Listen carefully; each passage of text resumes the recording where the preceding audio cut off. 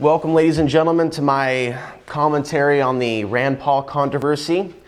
I'm Ansary, sitting in the Underground News Network. It's June 20th, 2012, and there are so many things to discuss involving this situation. This is something that I've thought about for a long time, the Ron Paul campaign, how legitimate it is. I've thought about this for many, many months. I've asked some questions on Facebook and other places, and I've had some really nasty responses to some basic questions that I've had. Questions like, where's the campaign money really going? Questions like, why has Ron Paul and Mitt Romney never truly debated during the so-called Republican debates? And other questions as well. Well, unless you've been underneath a rock, you know now that Rand Paul, son of Ron Paul, has endorsed Mitt Romney, which has shocked a lot of people, but it hasn't shocked me personally. In a way, I'm relieved, and the reason why I'm relieved is because it's literally out of the box now. It's on the table, and we're able to have a conversation about it without being called kooks or conspiracy theorists. There was a lot of hatred I felt from Ron Paul supporters, and I am a Ron Paul supporter, and I have been a Ron Paul supporter. But I mean, there is a certain element within the Ron Paul support base that is very much reminiscent of what we've seen from Obama supporters that don't want to hear criticism of Barack Obama. And I'm not comparing Ron Paul to Barack Obama, but we should always be able to ask questions. We should always be able to ask for more transparency, especially when we know what this government is capable of. I mean, it just seems logical. It just seems natural. And the way that I saw some people react to me here in Dallas, it's very bizarre, but it is human nature to worship idols and icons, to expect to be saved by these political puppets that are in fact just playing the political game and saying what needs to be said to move up into office. And we know that this is what Rand Paul is doing, at the very least. Perhaps there could be something more sinister behind what Rand is up to with his endorsement of Mitt Romney. But in no way, shape, or form does this help his father.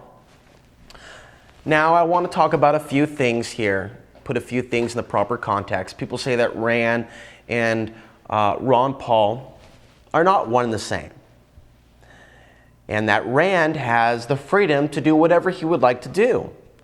Only Rand Paul campaigned on the platform that he was like his father, that he was liberty-minded, that he was pro-Constitution, that he was, to a certain degree, anti-war.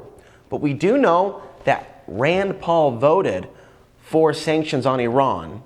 And whether we want to face it or not, Ron Paul, that's right, Ron Paul did vote for the Afghan war. And he has denied any questions he may have about 9/11 towards the tail end of the 2008 election, and also as recently as January or February of this year.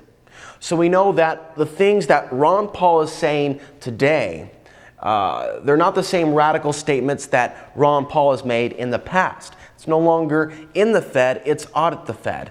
So without a doubt, we have seen a watered down version of the Ron Paul revolution. Now, maybe this is what has made Ron Paul even more popular to some people that aren't really on the level about the New World Order or 9/11 or these other things taking place. I would say that the things Ron Paul has been saying in the debates and in the last year have been safe areas.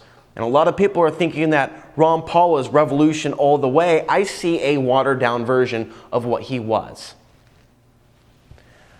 Now, there's other things that I have been concerned about in the past that I haven't made any videos about, but I've talked about with others.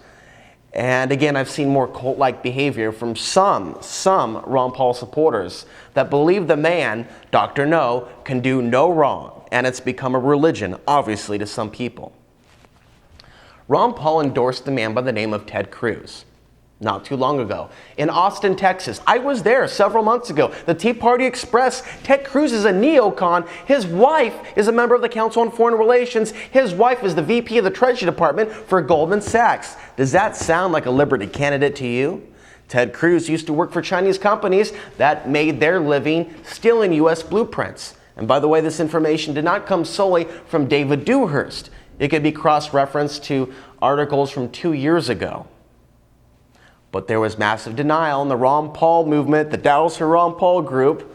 And since I am in Dallas and, I do seek to be around other liberty-minded individuals, I shared some of this information with them and it was just straight denial. That's not true. He didn't actually endorse him. We're not going to look at it.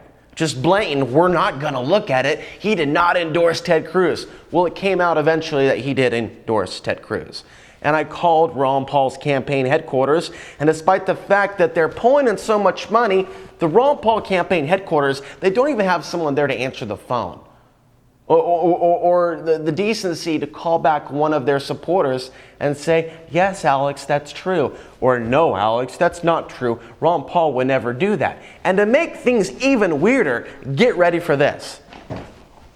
Ted Cruz didn't pay back the favor. Ted Cruz did not endorse Ron Paul, but Ron Paul endorsed Ted Cruz. Ted Cruz, by the way, was running for some sort of a seat here in the state of Texas. So it's been a bigger issue in Texas. The whole David Dewhurst versus Ted Cruz run for the seat. You also had a guy named Glenn Addison who I interviewed who appears to be a real liberty candidate. He was anti-UN, anti-Federal Reserve, anti-US launching all of these wars, anti-police state. Glenn Addison, for some reason, was uninvited to that same Tea Party Express that Ted Cruz spoke at. And you would think that Glenn Addison would be the type of person that would be endorsed by Ron Paul. You would think that Ron Paul would be endorsing Richard Mack, Sheriff Richard Mack, as he's known as. And he's running for office as well. So many questions are being raised. And despite the fact that people are upset about this, there's a part of me that's relieved that this is out on the table. Because now we can hopefully heal from this and move forward and realize that there still is a new world order. 9/11 was still an inside job. They're still building a police state and they're preparing to launch future wars. I see Mitt Romney as someone, and I believe this for many months now, that he's going to be forced into office and he's going to be the one to initiate World War III with Russia and China. I know a lot of people think there's never going to be a conflict with these nations, but it's obvious that they are setting the stage for war. Watch Mitt Romney, and now certainly watch the Pauls, especially Rand Paul. And ask yourself, was this whole campaign designed and allowed to happen to literally absorb the energy of the truth movement, the liberty movement, the Constitution movement, and then literally send it running off the train tracks into a wall? Now, we need to prevent that from happening. And the only way to prevent that nonsense from happening is to be active in our communities, to be active in our lives, to question things, to question everything, to ask for accountability and transparency. And all of the politicians that we're looking at, whether we support them or not, we cannot compromise. But ultimately, we have to be involved in this. We just can't be in a mental state of consciousness where we think that by voting for this person and voting for that person, that somehow or another we're going to just watch the problem evaporate into thin air. I mean, this isn't chemistry class. This is reality. This is the physical world. Knock on wood, knock on glass. We ain't going anywhere. 2012 is here, but the end of the world isn't here. We know there's going to be a 2013. We know there's going to be a 2014. We know that we can't stop and get frustrated just because Rand Paul endorsed Mitt Romney. But we can't be cult members either. We just can't scream and go, well, the delegate count's going to fix everything. Yeah, that's it. We're just going to get a whole bunch of delegates and Ron Paul is going to be the next president of the United States. No, that's not going to happen. And that doesn't make us anti-Paul. It makes us realistic. No one has ever shown me any evidence or documentation that vote fraud has been addressed in the United States. No one ever has ever shown me any documentation. So until that happens, this is still a rigged game.